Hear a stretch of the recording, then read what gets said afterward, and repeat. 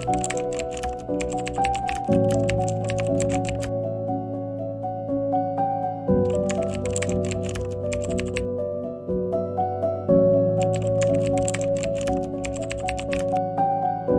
before diagnosis was just full of opportunity. Grandkids coming along, travel, all the things that we've been setting life up for. Everything was set, ready to go. Everything was in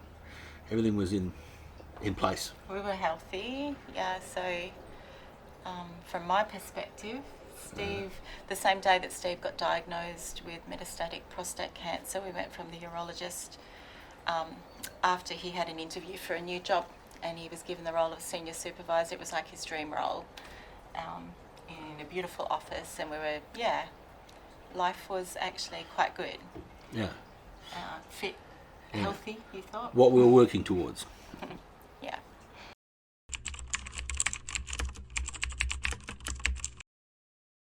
I can't say I put a finger on it, but I could say that I was getting tired, and I was looking for a lot of reasons that I was tired. Probably 6 to 12 months before I was actually diagnosed, I had the feeling that there was something seriously wrong, but I didn't know what it was. I couldn't put. It was nothing really obvious, just that there was a feeling that something was wrong.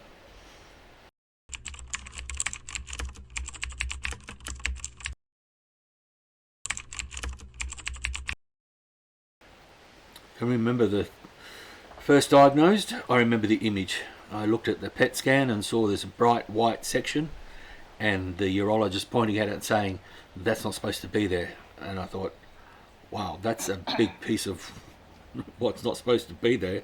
And from then on, I was just in a bit of a daze, and I just handed over to Beck to try and work out what we do from here, because, from then on, nothing was really computing.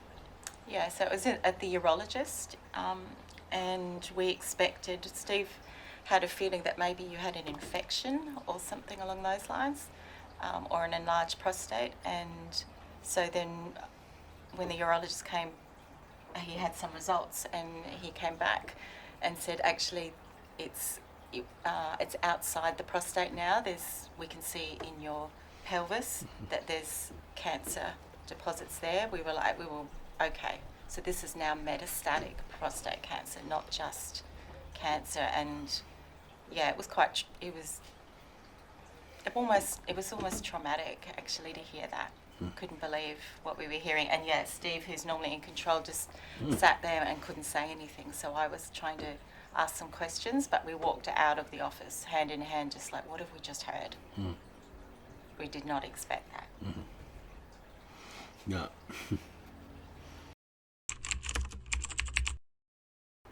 We'd obviously got the word that the PSA was up, and so we were going to and we're going to the urologist for a diagnosis, and that first diagnosis was advanced metastatic prostate disease, and that it was out into the bones. And that's basically, we were given a 10-year window, and that 10-year window kept shrinking every appointment that we went to, down to a possibility of 2, and we ended up, I would suggest, not even making 2-year window. It's too late to have the prostate out. It's too late to just do anything in that area because it's all over your body now. So, prognosis. You were still pretty positive because you are a positive person, but prognosis looks very different when it's already left the area of the primary tumour and when it's in your bones.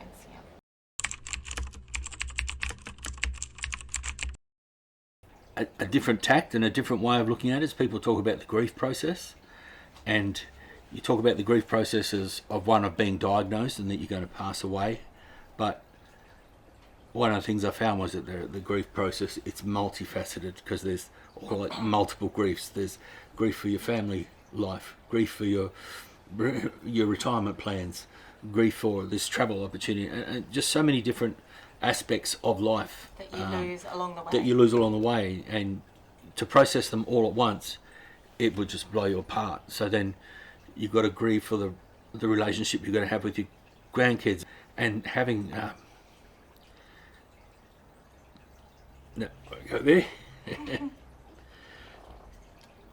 having seeing the relationship grow with my own son when he had his child, it was just, yeah, to grieve for that was exceptional as well. That was a big thing. So there's all the existing things you grieve for, but then there's all the future things that you grieve for, and sadness prevails.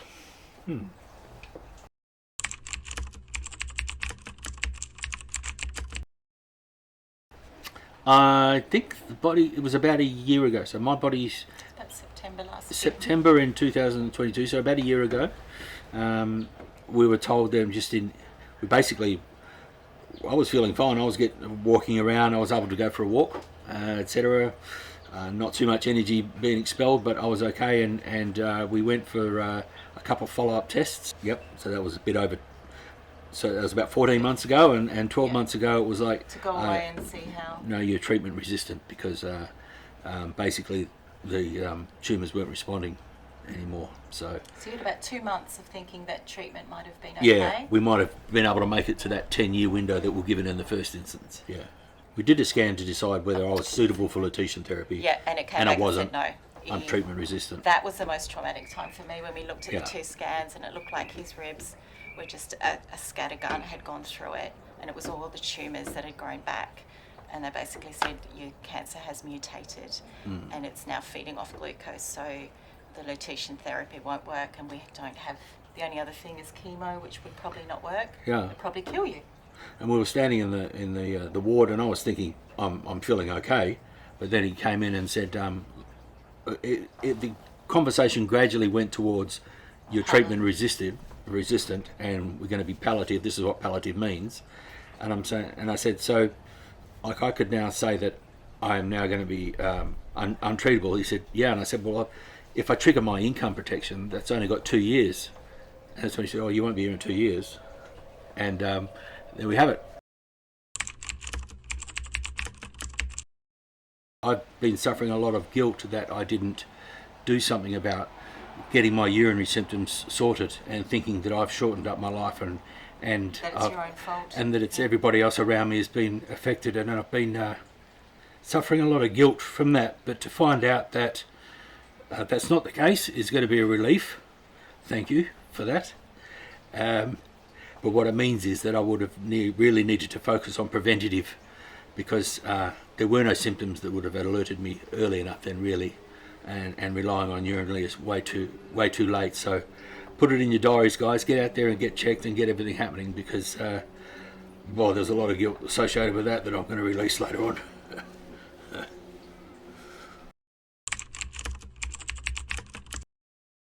So our message would be to men to have preventative. You're not gonna get the symptoms that show you early enough, often, that you've got prostate cancer. So go and have the checks done early, and make sure if something doesn't feel right, that you said, you really felt like something wasn't right in your system, but he couldn't verbalize what it was, but you believed that something was not okay. So if you feel like something's not okay, just keep pushing and keep having some more checks. And prostate cancer is one of those diseases for men that can go unchecked, and it's devastating, and we're losing too many of our beautiful men to this disease too young. Take yourself seriously.